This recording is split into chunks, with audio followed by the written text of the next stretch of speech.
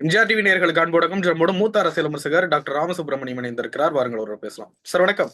வணக்கம் sir. Sir, Anna Dravida Munnetra கழகத்துல Sengottaiyan அவர்களுக்கும் எடப்பாடி பழனிசாமி அவர்களுக்கும் பனிப்போர் நிகழ்ந்து வந்ததாக சொல்லப்பட்டது. இப்ப ரீசெண்டா நடந்த மாவட்ட நிர்வாகிகள் அந்த கூட்டத்துல கூட ஆன்லைன் மீட்டிங்ல செங்கோட்டையன் அவர்களிடம் எடப்பாடி பழனிசாமி அவர்கள் பேசாமல் புறக்கணித்ததாக தகவல் வெளியாச்சு. இப்ப நேற்று வேலுமணி அவர்களுடைய மகன் திருமண நிகழ்ச்சியில செங்கோட்டையன் அவர்களும் எடப்பாடி பழனிசாமி அவர்களும் சந்திக்காமல் புறக்கணித்து விட்டதாக சொல்றாங்க. எப்படி பாக்குறீங்க இந்த போன்ற நிகழ்வுகள்? அதாவது ஏடிஎம்கேல ஏதாவது பிரச்சனை வரணும்னு சொல்லிட்டு பல்வேறு தரப்புகள்ல முயற்சிகள் நடந்து கொண்டிருக்கின்றன என்று நான் பார்க்கின்றேன். திரு செங்கோட்டையன் பேர் ரொம்ப தீவிரமான ஏடிஎம்கே அரசியல்வாதி. அவர் ஆரம்ப காலத்திலிருந்தே ஏடிஎம்கேல தான் இருக்கின்றவர். அதே மாதிரி திரு இபிஎஸ் அவர்களும் ஏடிஎம்கே விசுவாசி தான் ஆரம்பத்திலிருந்து. அவர் ஏடிஎம்கே விசுவாசி. முழுமையாக தன்னுடைய கட்சியிலே ஈடுபடுத்திக் கொண்டவர் இருக்கும்போது இவங்க ரெண்டு பேருக்குள்ள ஏதாவது முட்டல் மோதல் ஏற்படணும்னு சொல்லிட்டு பல்வேறு வகைகளை, குறிப்பாக ஊடகங்கள்ல நிறைய தூபம் போட்டு இருக்காங்கன்னு நான் நம்புகின்றேன். அதனால திரு செங்கோட்டையன் அவர்களுக்கு ஏதாவது வேறுபாடுகள், வித்தியாசங்கள் இருக்கலாம். நான் பர்சனலி அவங்க ரெண்டு பேரும் சேலிங் இந்த சேம் போட் அப்படிங்கிற மாதிரி நான் சொல்ல மாட்டேன். ஏதோ அவர்களுக்குள்ள ஏதோ மனத்தாங்கல்கள் இருக்கின்றன அப்படிங்கிறது தெரிகிறது. ஆனால் அதற்காக இந்த கட்சியை புறக்கணித்து விடுவார்களோ அல்லது உடைத்து விடுவார்களோ அல்லது பாஜகவுடன் திரு செங்கோட்டையன் அவர்களுக்கு போவதற்கு விருப்பம், தடக்கலாக இருப்பது இபிஎஸ் அப்படிங்கிற மாதிரி ஒரு செய்திகள் பரவி கொண்டிருக்கின்றன. ஆகவே எனக்கு இதெல்லாம் இந்த மாதிரி எல்லாம் பர்சனலா ஒருத்தருக்கு ஒருத்தர் பேசாம இருக்கின்றார்கள், பார்க்கல அப்படிங்கறதெல்லாம் எல்லாம் சரியா போயிடும். எனக்கே உங்களோட பிடிக்கலன்னு சொன்னா நான் பேசாம இருந்தேன்னா இட் டசன்ட் மீன் உங்களுக்கு எனக்கும் பெரிய தகராறு எல்லாம் ஒண்ணு கிடையாது. ஆனால் ஏதாவது ஒரு ஏதோ மன வருத்தம் ஏதாவது இருக்கலாம். அதனால அதை ப்ளோ அப் பண்ணி அது ஏடிஎம்கேல பிளவு வரக்கூடிய அளவிற்கு போகின்றது அப்படிங்கிறது எனக்கு எப்படி இருக்குன்னு தெரியல. ஆனால் ஒரு விஷயம் எனக்கு புரிகின்றது.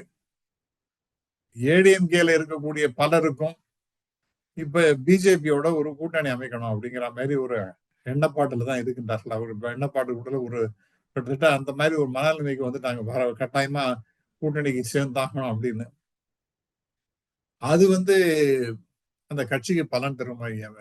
பிஜேபியோட எந்த கூட்டணியும் கிடையாது அப்படின்னு, ஒட்டோ உறவோ கிடையாதுன்னு சொல்லிட்டு ஜெயலலிதா அம்மையார் சொன்னதுக்கு மாறாக இவர்கள் நடந்து கொண்டிருக்கின்றார்கள்.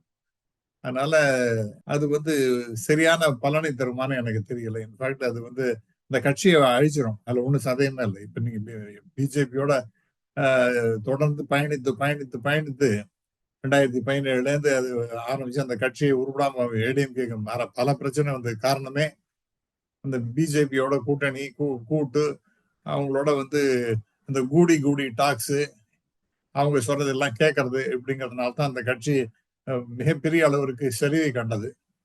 அதே போல அவங்களோட தொடர்ந்து பண்ணீங்கன்னா அந்த ஏடிஎம்கேயோட வருமா வராதா அப்படின்னா வருவதற்கு வாய்ப்புகள் இருப்பதாகத்தான் நான் பார்க்கின்றேன்.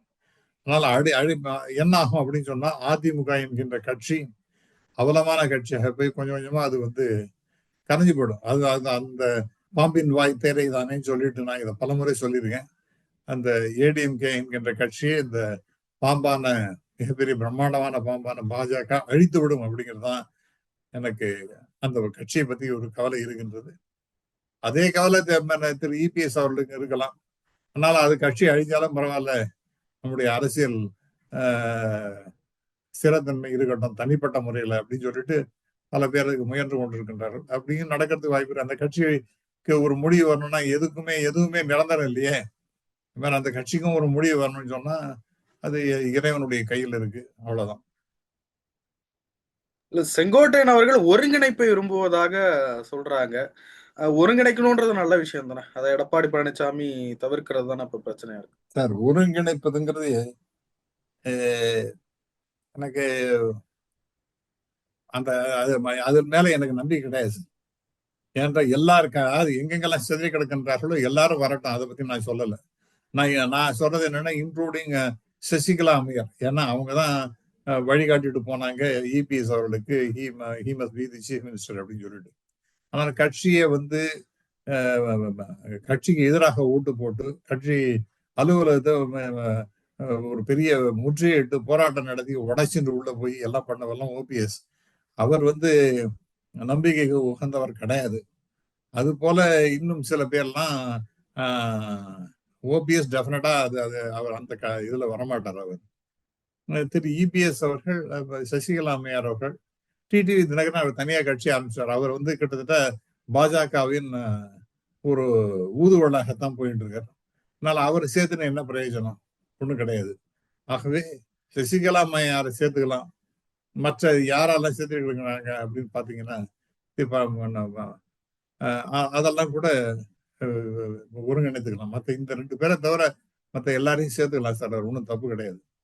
அந்த ஒருங்கிணைப்புங்கிறது டெஃபினட்டா கட்சிக்கு விரோதமாக அந்த கட்சிக்கு மிகப்பெரிய கெடுதலை செஞ்ச ஓபிஎஸ், அதே போல கட்சியை எதிராக கட்சியை வாட்டாஞ்சு விட்டு தனி கட்சி ஆரம்பிச்ச தினகரன், இவங்களெல்லாம் தவிர்த்து விட்டு மற்ற எல்லாரையும் இணைத்துக் கொள்ளட்டும். அதுல ஒன்றும் பிரச்சனை இருப்பதாக நான் பார்க்கல. நேற்று சசிகலா அவர்களும் டிடிவி தினகரன் அவர்களும் ஒரத்தநாட்டுல வைத்தியலிங்கம் அவர்களை நைட் டைம்ல சந்திச்சிருக்கிறாங்க. இந்த சந்திப்பினுடைய பின்னணி எப்படி பாக்குறீங்க? அவங்க 2 பேரும் உறவினர்கள் தானே. சசிகலாவும் டிடிவி தினகரனும் உறவினர்கள். ஒண்ணு, ஏதாவது வேறுபாடுகள், வித்தியாசங்கள் அதெல்லாம் அவங்ககிட்ட தொடர்ந்து இருந்து கொண்டே இருக்கின்றது. ப்ராப்ளி இந்த ஒருங்கிணைப்பு முயற்சியில் அவர் ஈடுபட்டு கொண்டிருக்கின்றார். சசிகலா அம்மையார் டெஃபினட்டா எனக்கு பொறுத்தவரைக்கும் I have the highest regard for Sasikala அம்மையார். பிகாஸ் அவங்க தனிப்பட்ட முறை நான் இது எனக்கு வேணும், அது எனக்கு வேணும், நான் தான் பொதுச் செயலாளர், அந்த மாதிரிலாம் ஒன்றும் கிடையாது. அந்த மாதிரிலாம் ஒரு டிமாண்டும் வைக்கல. எல்லாரும் ஒன்னா இருக்கணும்னு தான் நினைக்கிறாங்களே ஒழிய அவங்க மற்றபடி வேற ஒன்றும் இருக்கிறதா தெரியல. பட் அவங்கள பொறுத்த வரைக்கும் டிடிவி தினகரன் உறவினர் மற்றும் அந்த கட்சி மறுபடியும் எல்லாரும் அவங்கள பொறுத்த வரைக்கும் டிடிவி தினகரன் உட்பட எல்லாரையும் ஒன்றாக சேர்த்துக் கொள்ள வேண்டும் என்றுதான் அவங்க விரும்புகின்றார்கள். அந்த முயற்சியின் ஒரு பகுதியாக இந்த மீட்டிங் இருக்கலாம் என்று நான் நம்புகிறேன். பாஜக அதிமுக கூட்டணி மீண்டும் ஏற்படுகிறதா அப்படின்ற ஒரு சந்தேகம் வந்திருக்கு. எடப்பாடி பழனிசாமியினுடைய பதில்கள் அப்படிதான் உணர்த்துறதா சொல்றாங்க. எப்படி பாக்குறீங்க அந்த போக்கு? ஆமா, இது ஐ திங்க் அது லாஜிக்கலா அப்படிதான் சார் போகும் தோன்றது. ஏனென்றால் இது ஒரு 6 மாசம் ஒன்றும் எங்களுக்கு ஒரே எதிரி டிஎம்கே மட்டும்தான் அப்படின்னு அவர் சொல்றாரு. அப்படின்னா என்ன அர்த்தம்? மற்றவர்கள்லாம் எதிரி என்றெல்லாம் எல்லாருமே ஒருங்கிணைந்து செயல்பட வேண்டும் அப்படிங்கிற மாதிரி தான் திரு இபிஎஸ் அவருடைய முயற்சி என்பது இருக்கின்றது. ஆகவே பிஜேபியினுடைய கூட்டணி 6 மாசம் கழிச்சு வரலாம் சார். ஐ திங்க் பிஜேபி எப்படியாவது கை காலம் முறுகி எல்லாரையும் சேர்த்து ஒன்னா கொண்டு வந்து வச்சு சொல்லலாம்னு அவங்க முயற்சி செய்து கொண்டிருக்கின்றார்கள் என்றுதான் நம்புகிறேன். அதனால பிஜேபியை நீங்க சாதாரணமா எடுத்துக்க முடியாது. எப்படியாவது வளர்ச்சி இபிஎஸ் எவ்வளவுதான் வேண்டா வெறுப்பாக இருந்தாலும் கூட கடைசியில அவரையும் மடக்கி 6 மாசம் கழிச்சு கூட்டணி என்று கொண்டு எப்படி மடக்க முடியும் நினைக்கிறீங்க? எதை வச்சு மடக்க முடியும்? என்ன சார், அவங்களுடைய கட்சியில நிறைய பேருடைய ஜாதகம் பிஜேபி கிட்ட இருக்கு சார். அவங்களுடைய பிரச்சனைகள்லாம் அவங்களுக்கு இருக்கு. ஆகவே இது நீங்க ஒண்ணும் பண்ண முடியாது சார். அது கடைசியில அது மாதிரிதான் போய் முடியும். இபிஎஸ் அவர்கள் என்னதான் மோடி பார்த்தாலும் பிஜேபி அவங்கள வழிக்கு கொண்டு வந்துடும். அந்த கட்சியினுடைய பல முக்கியஸ்தல் மேல இருக்கக்கூடிய வழக்குகள் எல்லாம் தூசி தட்டப்படும். என்போர்ஸ்மெண்ட் டைரக்டரேட்னு இருக்கவே இருக்கு. ஆகவே அதெல்லாம் சேர்த்து பாத்தீங்கன்னா வேற வழி இல்லாம பிஜேபியோட போய் ஏடிஎம்கே கூட்டணி வைக்கக்கூடிய நிலைமை தான் வரும்னு நான் நம்புறேன். கிரவுண்ட்ல அது செட் ஆகும்னு நினைக்கிறீங்களா சார்? ஏன்னா ஏற்கனவே பாஜக கூட்டணி முறிச்சிட்டு தான் தேர்தல்ல களமிறங்கினாங்க. நிறைய அதிமுக தலைவர்களும் பாஜகவை மிக கடுமையா விமர்சிச்சுட்டாங்க. சேர்ந்தா அது அதிமுகவுக்கு நல்லதுன்னு நினைக்கிறீங்களா? ஒர்க்கர்ஸை பொறுத்த வரைக்கும் அவங்களுக்கு இந்த ரெட்டையில கட்சி இதுதான் முக்கியம். அதுக்கு ஒரு சேதாரமும் வரக்கூடாதுன்னு அவங்க நினைக்கிறாங்க. ஆகவே அவர்கள் இதுதான் பாதை அப்படின்னு ஒரு தலைமை முடிவெடுத்து விட்டால், ஏடிஎம்கே என்பது இருக்கின்றது, ரெட்டை இலை என்பது இருக்கின்றது அப்படின்னு இருந்துட்டா ஐ திங்க் ஒர்க்கர்ஸ்னால பெரிய அளவிற்கு பிரச்சனைகள்லாம் வரும் என்று நான் நினைக்கவே இல்லை சார். அதனால அவங்க அக்செப்ட் பண்ணிப்பாங்க. தலைவர்கள் என்பவர்களும் அவர்களும் ஏதாவது ஒரு காரணத்தை சொல்லி வித்தியாசம் வேறுபாடு எல்லாம் இருந்ததுன்னா கூட கட்சியின் நலன் கருதி நாம எல்லாம் ஒன்னாதான் இருக்கணும், பிஜேபியோட இருப்பது நல்லதுன்னு சொல்லிட்டு அவங்களும் வந்துருவாங்க சார். அதனால அது ஒரு பெரிய தடைக்கல்லாக இருக்கும் என்று நான் நம்பல. அது ஒரு பிரின்சிபல்னு எடுத்துட்டா பிஜேபியோட கூட்டணி வேண்டாம் என்று நினைக்கலாம். இன்னைக்கு அரசியல்ல வந்து அப்படிப்பட்ட பிரின்சிபல்லாம் ஒன்றும் கிடையாது. நீங்க குறிப்பிட்டது போல இன்னும் 6 மாசம் கழிச்சு பிஜேபி ஏடிஎம்கே கூட்டணி வருவதற்கு பிரகாசமான வாய்ப்புகள் இருப்பதாக தான் நான் கருதுகிறேன். இல்ல அதிமுகவிலேயே சில மூத்த நிர்வாகிகள்லாம் பிஜேபி அதிருப்தியில இருப்பாங்கல்ல, அவங்க 2 தரப்பா இருக்கிறதா சொல்றாங்க. பிஜேபி வேணும்ன்றவங்க, பிஜேபி ஆமா சார், அதெல்லாம் இருக்கதான் சார் செய்யும். இப்ப திரு சண்முகம் அவர்கள் ரொம்ப கடுமையாக விமர்சனம் செஞ்சிருக்கார். அதே மாதிரி ராயபுரம் எம்எல்ஏ முன்னாடி இதுவாகும் மினிஸ்டராக இருந்த அந்த அவரும் கூட இதுக்கு கடுமையான எதிர்ப்பு தான் இருக்கு. இது இவங்க 2 பேரும் ஜெயக்குமார் தவிர மற்றபடி 2 பேரும் தெரிஞ்சு மத்த எல்லாருமே பிஜேபி கூட்டணி அக்செப்ட் பண்றாங்க. கடைசியில அவங்க 2 பேரும் கூட விருப்பம் இல்லாமல் அந்த கூட்டணியை அக்செப்ட் பண்ணிக்க நிலைமை தான் சார் வரும். நாடாளுமன்றத்துல ஒரு பிரச்சனை எழுந்திருக்கிறது. மத்திய அமைச்சர் தர்மேந்திர பிரதான் அவர்கள் நாகரிகமற்றவர்கள் அப்படின்ற ஒரு விமர்சனத்தை தமிழ்நாட்டு எம்பிக்களை நோக்கி வைத்தார். பிறகு அந்த வார்த்தையை வாபஸ் வாங்கிட்டார். மும்மொழி கொள்கை தொடர்பான இந்த மாதிரியான பிரச்சனைகளை எப்படி பாக்குறீங்க சார்? அந்த பிஜேபிக்கு எந்த அளவிற்கு அரகன்ஸ் மமதைங்கிறது இத வெளிப்படுத்துகின்ற வகையில தான் தொடர்ந்து அந்த பிரதான் பேசிக் கொண்டிருக்கின்றார். தர்மேந்திர பிரதான் காசியில போய் பேசும்பொழுது கூட நீங்க முன்மொழி கொள்கையை அக்செப்ட் பண்ணிக்கலன்னா நான் பைசாவே கொடுக்க மாட்டேன், 5000 கோடி கொடுக்க வேண்டிய நிலைமை இருக்கு, அதெல்லாம் கொடுக்க மாட்டேன்னு சொல்லிட்டு பேசுகின்றார். இது வந்து மை வே ஆர் ஹைவே என்று சொல்லப்படுகின்ற ஒரு நிலைமை தான் இருக்கு. நான் சொல்றதை கேட்கலன்னா உன்னை வந்து அழிச்சிடுவேங்கிற மாதிரி அவருடைய போக்கு இருக்கின்றது. இது வந்து ரொம்ப கான்சியஸா பிஜேபியினுடைய முடிவாகத்தான் நான் பார்க்கின்றேன். 3 மொழி கத்துக்கணும். எதுக்கு சார் நம்ம 3 மொழி கத்துக்கணும்? நான் கேட்கிறேன். என்ட்ரன்ஸ் எக்ஸாமினேஷன் என்று இருக்கின்றது, அதுல வந்து மொழியை பத்தி எல்லாம் பேசிட்டு இருக்காங்களா? நான் கேட்கிறேன். இப்ப நீட் எக்ஸாம் இருக்கு சார், ரைட்? அதுல வந்து ஏதாவது உங்களுடைய மொழியினுடைய புலமையை பத்தி எல்லாம் தெரியணுங்கிற பாக்குறாங்களா? அதெல்லாம் ஒண்ணும் கிடையாது. பிசிக்ஸ், கெமிஸ்ட்ரி, பயாலஜி அவ்வளவுதானே இருக்கு. அதே மாதிரி மத்த இப்ப நீங்க கேட் ஆக்ட்ங்கிற எக்ஸாம்ஸ் எல்லாம் இருக்கு, அதுல இங்கிலீஷ்ல கொஞ்சம் புலமை இருக்கிற மாதிரி அது எப்படி இருக்குன்னு பார்ப்பாங்க. மற்றபடி கணக்கு அப்படிங்கிற மாதிரி தானே வரப்போகின்ற சயின்ஸ் அந்த மாதிரி சப்ஜெக்ட்ல தானே புலமை வேண்டியிருக்கு. கேக்டா இருக்கட்டும், ஆக்டா இருக்கட்டும். அதே மாதிரி ஜேஇ என்று சொல்லப்படுகின்ற ஐஐடியில போய் சேரக்கூடிய எதுக்குமே வேண்டாங்கும் போது இப்ப எதுக்காக? ஒரு விஷயம் சொல்றேன் சார். ஐசிஎஸ்சிங்கிற ஒரு கோர்ஸ் இருக்கு, Indian certificate of secondary education அப்படின்னு, ரொம்ப பிரபலமானது. ஆனால் குறிப்பிட்ட ஒரு குழந்தைகள் தான் அதில் படிக்கிறாங்க. அவங்க 2 மொழி அப்படி 3 மொழின்னு கொண்டு வந்தாங்க 6ல இருந்து 8ஆம் கிளாஸ் வரைக்கும். அதே மாதிரி 9, 10 வேற நீங்க கொண்டு வர போறேன்னு சொன்னா இந்த கடுமையான எதிர்ப்பு பேரண்ட்ஸ்ல இருந்து வந்தது ஒரு சில வருஷங்கள், 2-3 வருஷத்துக்கு முன்னாடி. எதுக்காக 3ஆவது மொழி கொண்டு? எங்களுக்கு அந்த பசங்கள்லாம் நல்லா படிக்கணும், டெக்னிக்கல் இஷ்யூஸ் எல்லாம் இருக்கு, அதெல்லாம் தெரிஞ்சுக்கணும், அந்த சப்ஜெக்ட் நாலேஜ் நல்லா டீப்பா இருக்கணும், அதை விட்டுட்டு மொழி எல்லாம் எங்களுக்கு என்ன, எங்களுக்கு வேணும்னா நாங்க பின்னாடி பாத்துக்கிறோம் அப்படின்னு தானே சொன்னாங்க. அதுக்கு அக்செப்ட் பண்ணிட்டாங்க கவர்மெண்ட். எதுக்கு நான் சொல்றேன்னா அந்த போர்டு அக்செப்ட் பண்ணிட்டது. ஆகவே இது எப்படி போறதுன்னா மொழி திணிப்பு தான். அதுவும் ஹிந்தியை தான் திணிக்கின்றார்கள். தமிழ்நாட்டுல 58,000 ஸ்கூல்ஸ் இருக்கு சார். அதுல வந்து ஒரு 12,500 நோ மெட்ரிகுலேஷன் ஸ்கூல்ஸ் இருக்கு. சிபிஎஸ்இ ஸ்கூல்ஸ் இருக்கு. நேற்று பிரதான அதெல்லாம் பேசுறது நமக்கு எல்லாம் கேட்கறவங்க கேன பையன் நினைச்சிட்டு இருக்காரு அவர். சிபிஎஸ்இ ஸ்கூல்ஸ் லெஸ் தான் 2000 இருக்கு. அப்புறம் இந்த ஐஜிசிஎஸ்சி அப்படின்னு இந்த கேம்பிரிட்ஜ் அந்த மாதிரி படிப்பு, அது ஒரு சில ஸ்கூல்ஸ் இருக்கு. இந்த ஐசிஎஸ்சிங்கிறது இருக்கு. எல்லாத்தையும் சேர்த்தாலே உங்களுக்கு ஒரு 2000 தான் வரப்போகின்றது, ரைட்? இதுல வந்து நீங்க பர்சன்டேஜ்னு எடுத்துட்டீங்கன்னா 3% ஆஃப் த பீப்புள் தான் இதெல்லாம் இதுல படிக்கின்றார்கள். மற்றவங்க எல்லாம் வந்து state board சிலபஸ்லயும் matriculation Thiru Annamalai அவர்கள் பேசுகிற மெட்ரிகுலேஷன்ல 2 ஸ்டேட் போர்டு சிலபஸ் தான் சார் அது. அவருக்கு அதே தெரியாம அல்லது தெரிஞ்சும் வெளியில சொல்லாம அவர் பேசிட்டு இருக்காரு. அவருக்கும் தெரிஞ்சிடணும். ஆகவே இது எனக்கு 3ஆவதுல தெரியணும்னா நீங்க என்னதான் தலையால தண்ணி குடிச்சா கூட நீங்க உங்களுக்கு வந்து இங்க உட்காந்து நீங்க ஒன்றும் அதனுடைய புலமை எல்லாம் தெரிஞ்சுக்க முடியாது. நீங்க வெளி அந்த இடத்த எங்க போறீங்களோ, இப்போ ஃபார் எக்ஸாம்பிள் கர்நாடகா போனீங்கன்னா கன்னடா கத்துக்கணும்னா அங்க இருக்கிற மக்கள்கிட்ட பேசி பேசி அப்படிதான் அது வரும். அதே மாதிரி மகாராஷ்டிரா போனீங்கன்னா ஹிந்தியா இருக்கட்டும் அல்லது மராட்டியா இருக்கட்டும், அதெல்லாம் இயற்கையாக வரக்கூடிய சமாச்சாரம். ஒரு 6 மாசம் 7 மாசம் இருந்தீங்கன்னா டெஃபினட்டா you will start gaining knowledge in the language. இப்படிலாம் இருக்கு சார்.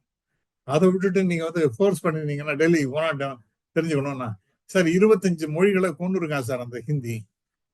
இன்னொன்னு உத்தரப்பிரதேஷ்ல வந்து ஹிந்தியே தான் பேசுறாங்க. அங்க உத்தரப்பிரதேச அவங்களுக்குன்னு ஒரு தனி மொழி இருந்திருக்கு. அதே மாதிரி பீகார்லயும் இருக்கு. எவ்வளவு பேர் மைத்திலி பேசுறாங்க? பேருக்கு தான் அதெல்லாம் அபிஷியல் லாங்குவேஜஸ். அதுல வந்து 22ல அதுவும் இருக்கு அப்படின்னு பேரு. சான்ஸ்கிரிட் எனக்கு அதுல விருப்பம் உண்டு தனிப்பட்ட முறையில். ஆனால் அது எவ்வளவு பேரால பேசப்படுகின்றது? எங்க போய் நீ கத்துப்பீங்க? ஏதோ கர்நாடகால ஒரு வில்லேஜ்ல அந்த வில்லேஜ் முழுக்க அந்த சம்ஸ்கிருதம் தான் பேசுறாங்களா? அங்க வேணா போய் நின்றுட்டு பேசிட்டு இருக்கலாம். ஆகவே அவங்க வேர்டு என்ன necessity is the mother of invention அப்படிம்பாங்க.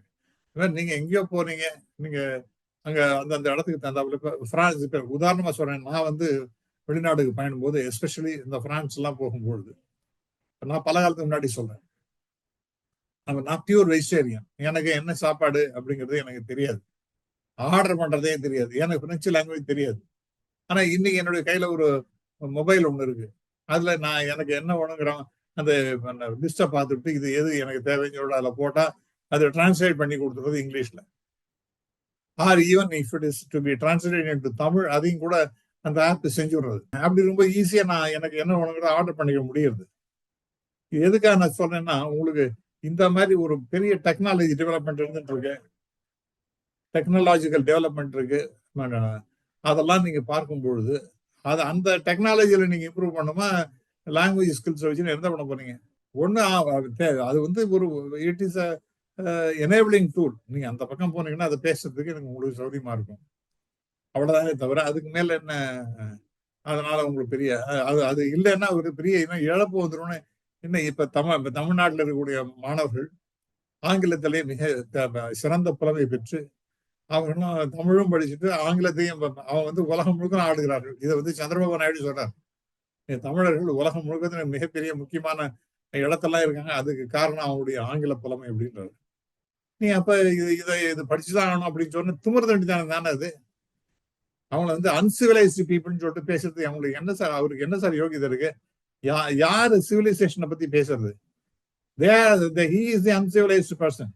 பார்லிமெண்ட்ல தைரியமாக மக்களால் தேர்ந்தெடுக்கப்பட்ட எம்பிக்களை பார்த்து அன்சிவிலைஸ்ட் பேசுறாரு, undemocratic பேசுறாருன்னா who is he? He is the most undemocratic personality, most uncivilized person. அந்த எம்பிஸ் நீங்க வந்து அப்படி பேசுறதுன்னா தமிழ்நாட்டு மக்களையும் பேசுவதான் பொருள். because they are the representatives of Tamil Nadu. தமிழ்நாட்டு மக்களை இவ்வளவு கேவலமா பேசுறதுங்கிறது ஏற்கவே முடியாது. இது வந்து இந்த மார்க் மை வேர்ட் சார், நான் ரொம்ப காலம் இருக்கிறதெல்லாம் போறதில்ல. இதே மாதிரியே பண்ணிட்டு இருந்தாங்கன்னா இந்த ஃபெடரல் ஸ்ட்ரக்சர்ங்கிறது மிகப்பெரிய கேள்விக்குறியாக ஆகும். ப்ராபப்லி முன்னாடி 56 தேசங்கள் இருந்தது அப்படிங்கிற மாதிரி இந்த இந்த திணிப்பு அவங்களுடைய take the case of Pakistan. மொழியின் காரணமா தான் சார் இந்த பங்களாதேஷ்ங்கிறது உருவானது. இந்த பிரச்சனை வந்தது காரணமே அதுதானே சார். வங்கதேசம் வந்து எல்லாரும் பண்ணி ஒத்துட்டாங்க. கர்நாடகா ஒத்துட்டு, கேரளா ஒத்துட்டு, நீங்க ஒன்று ஏன் ஒத்துக்கல? நான் ஏன் ஒத்துக்கணும்னு கேட்கிறேன். தமிழன் என்ற ஒரு இனம் உண்டு, தனியே அதற்கு குணம் உண்டுன்னு பாரதிதாசன் பாடின மாதிரி அவனுக்குன்னு ஒரு தனி பழக்கம், பண்பாடு, வழிமுறைகள்னு இருக்கு. நீங்க நான்வெஜிடேரியன் சாப்பிடுறீங்க, என்ன வந்து எல்லாரும் சாப்பிடுறாங்களே. இந்தியாவில் 90% மேல மக்கள் நான்வெஜிடேரியன் சாப்பிடுறாங்க. நீ சாப்பிடாம ஏன் இருக்கீங்கன்னு என்ன கேள்வி கேட்டீங்கன்னா, எனக்கு அதுதான் பழக்கம், எனக்கு அதுதான் பிடிச்சிருக்கு, என்ன டோன்ட் ஃபோர்ஸ் மீ அப்படிதானே நான் சொல்லுவேன். அதுக்காக 90% மேல இருக்கிறவர்கள் சாப்பிடுகின்றார்களே, நீங்க மட்டும் ஏன் சாப்பிடாம இருக்கீங்கன்னு கேட்டீங்கன்னா, that is not acceptable to me. இது போற வழி சரி கிடையாது. அதாவது தேச பிரிவினைக்கு பிரேக்கிங் இந்தியா அப்படின்னு வேற ஒரு புத்தகம் ஒன்று வந்தது, அது வேற ஆங்கிள் வந்தது. பட் பிரேக்கிங் இந்தியாவுக்கு நிறைய விஷ விதைகளை எல்லாம் பாஜக அரசு விதைத்து கொண்டிருக்கின்றது அப்படின்னு தான் நான் ஃபீல் பண்றேன் சார். நிறைய விஷயங்களை பகிர்ந்து ரொம்ப நன்றி சார். நன்றி சார், தேங்க்யூ.